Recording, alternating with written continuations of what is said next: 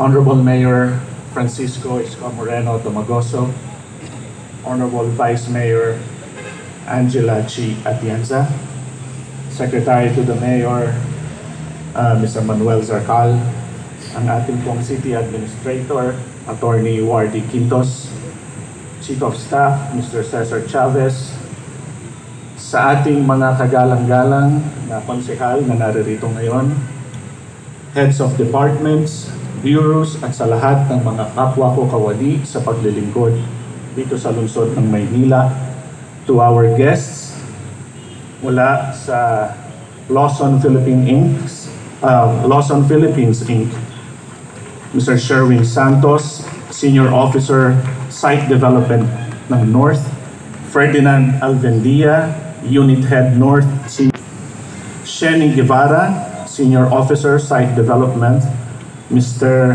Teru Aisaka, General Manager, Head Site Development, Project Management, Mr.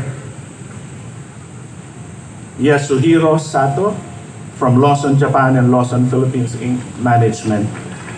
Ohio gozaimasu. From Dali Everyday Grocery, kasama rin po natin si Mr. Reggie De La Cruz, Director of Admin, Nicholas Olszewski. Should I say good morning? Good morning.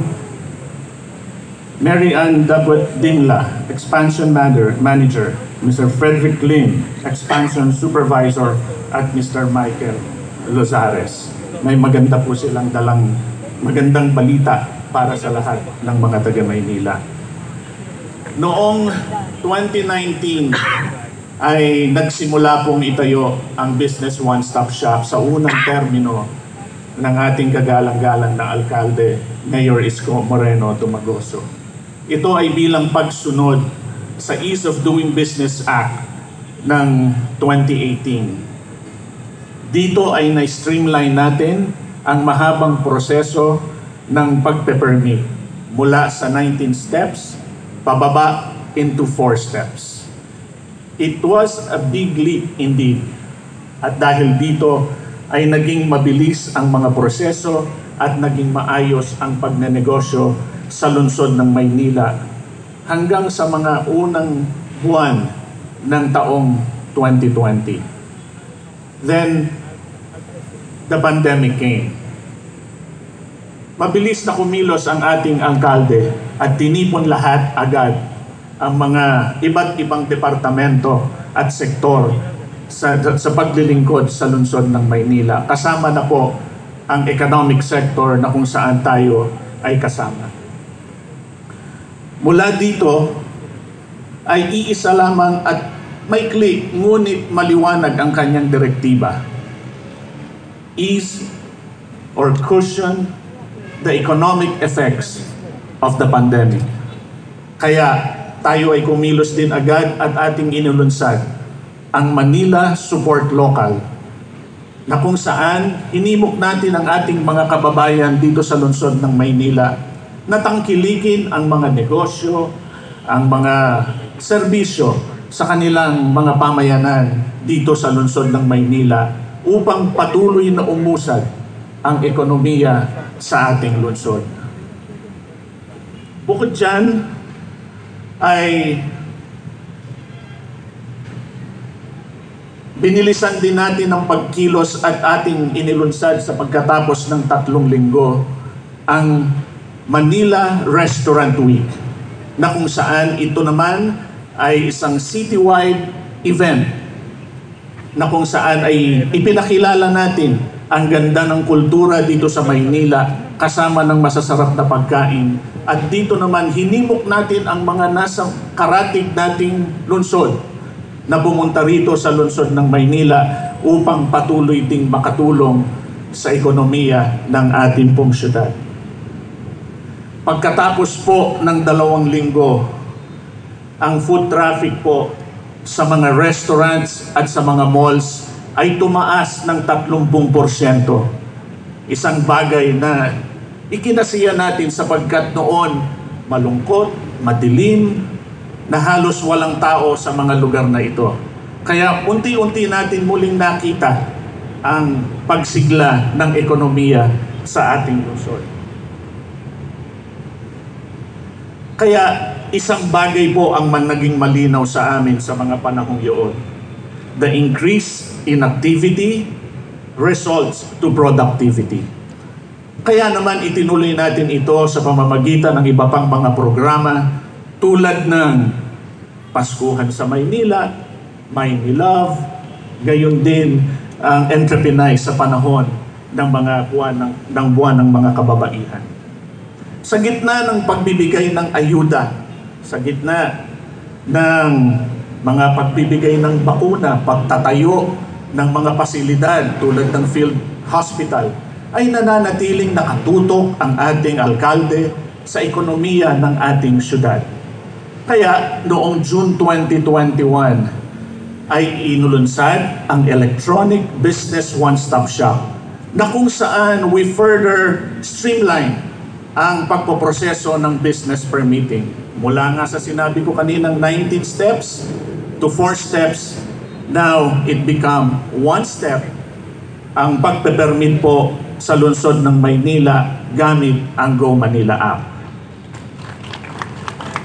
Dahil po sa mga bagay na aking nabanggit, ay natapos ang taong 2021 nang mas mataas ang porsyento ng mga bagong negosyo kesa sa mga nawala dulot ng pandemya. Tayo po ay nanatiling maayos sa pagnenegosyo at kinilala rin tayo ng iba't ibang mga grupo, organizations tulad ng PCCI bilang most business-friendly city noong 2021. Kinilala rin tayo ng ARTA for our improved service efficiency and most resilient as a fully compliant e-boss, adhering to the gold standards of business permitting process. Kami po ang inyong Bureau of Permits. Sa akin pong mga kasama, this is who we are. Ito po ay isang paalala sa atin ng ating mandato. A reminder that we have done so many great things for our beloved city. A mandate that is exclusively given to us sa atin sa Bureau of Permits. Alam kong hindi naging madali sa atin ang nakaraang taon. Ang iba sa atin, ang iba sa inyo, ay dumaan pa sa mahirap at hindi magandang sitwasyon.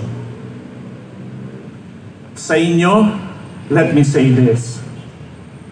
You are the most incredible people that everyone could ever wish to work with. Maraming salamat na natili kayong tapat at matatag. At ngayong ibinalik na sa atin ang ating mandato, hindi tayo nagpatumpik-tumpik. Kaya it is my pride to say, Mayor, Vice Mayor, at sa ating lahat na naririto, ang ating pong Bureau of Permits ay nakapagproseso ng 1,538 new businesses ngayon lamang buwan ng Hulyo.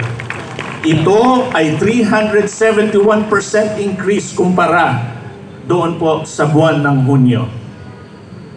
Partida, may 1 linggong bagyo pa. At sa 1,538 na new businesses na ito, ay mayroon po tayong nalikhang halos 5,000 mga bagong trabaho para sa mga Manileño. And these businesses have also injected a 1.1 billion worth of investments para sa syudad na ating ekonomiya. Lahat ng ito sa mga pagpoproseso ay may average time lamang po ng wala pang 30 minuto. Maraming salamat sa ating e-boss business permit at sa ating e-boss license division for working together and working with INSYNC. Partner, maraming salamat. All indices are pointing upwards.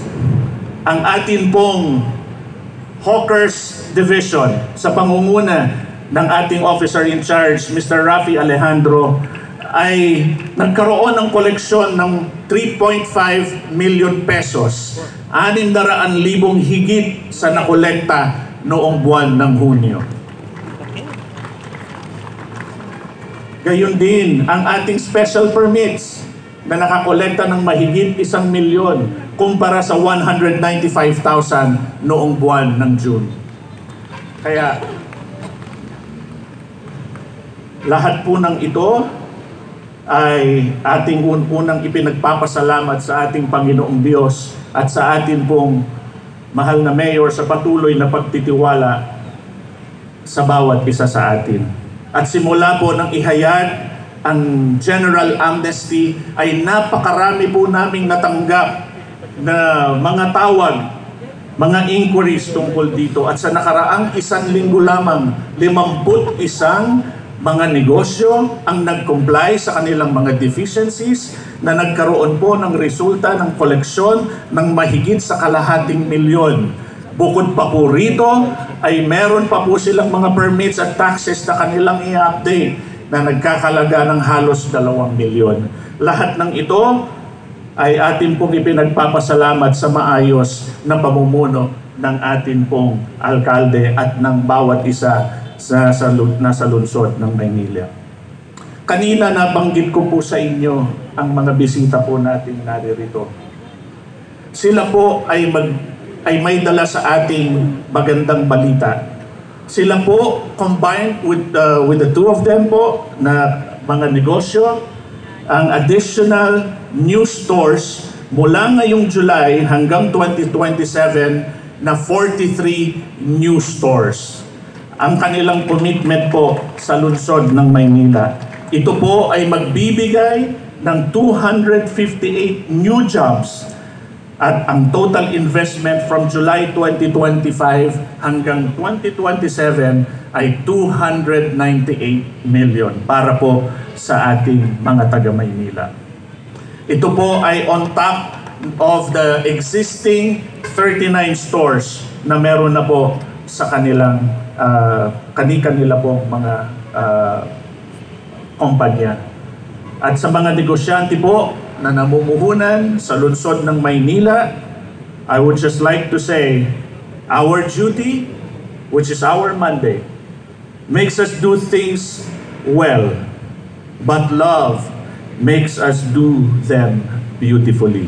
Mahal po namin kayo, kinikilala po namin ang inyong pamumuhunan at pagbibigay ng trabaho, at higit sa lahat ang kinikilala namin ay ang impact na binibigay po ninyo sa mga komunidad at sa lahat po ng nasa pamayanan kung saan naroroon ang inyong mga negosyo.